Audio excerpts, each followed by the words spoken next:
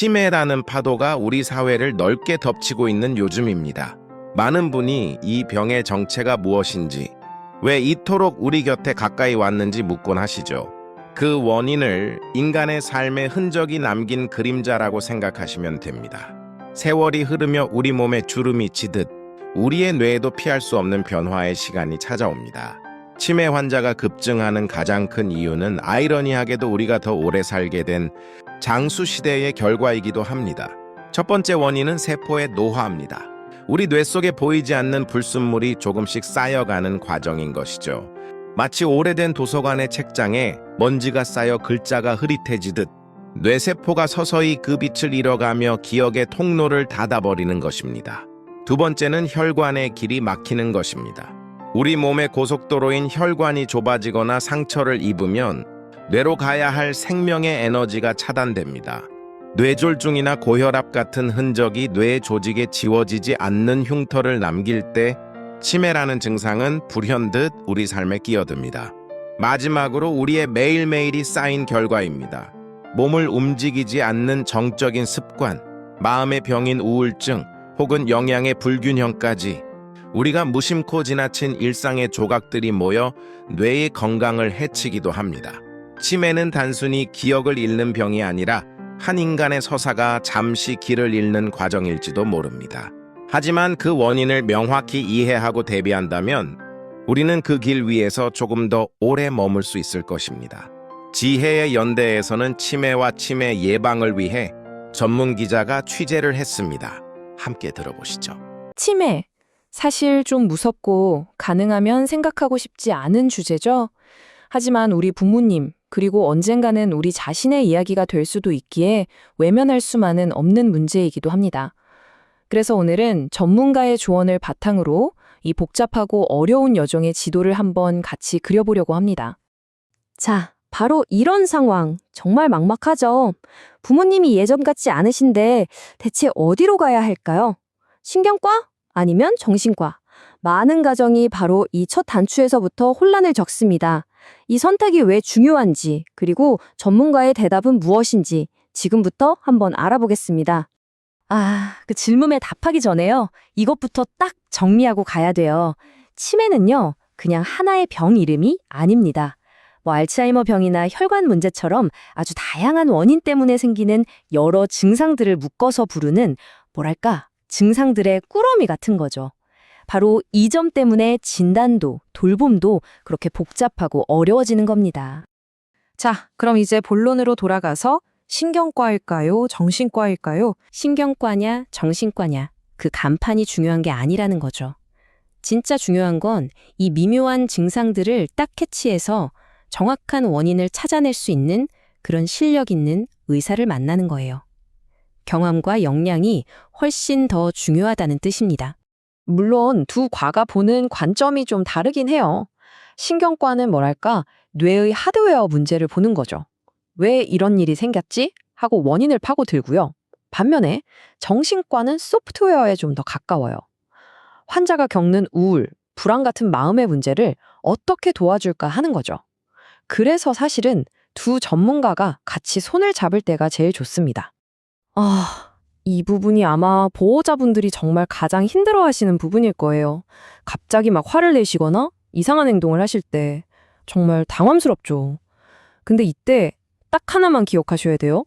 저건 우리 엄마 아빠가 하는 말이 아니다. 병이 시키는 거다. 이렇게요. 그래서 전문가들이 정말 강조하는 제일 원칙이 바로 이거예요. 절대로 논쟁하거나 설득하려고 하지 마세요. 왜냐고요? 그건 벽에다 대고 얘기하는 거랑 똑같아요. 환자의 뇌는 이미 논리를 받아들일 수가 없거든요. 서로 상처만 받게 됩니다. 그럼 하지 말라는 건 알겠는데 그럼 어떻게 해야 할까요? 자, 여기 3단계 방법이 있어요. 첫 번째, 이건 병 때문이지 하고 마음속으로 3번 외치세요. 두 번째, 그냥 그 순간만큼은 환자의 세상으로 들어가 주는 거예요. 그 말이 맞다고 일단 인정해 주세요.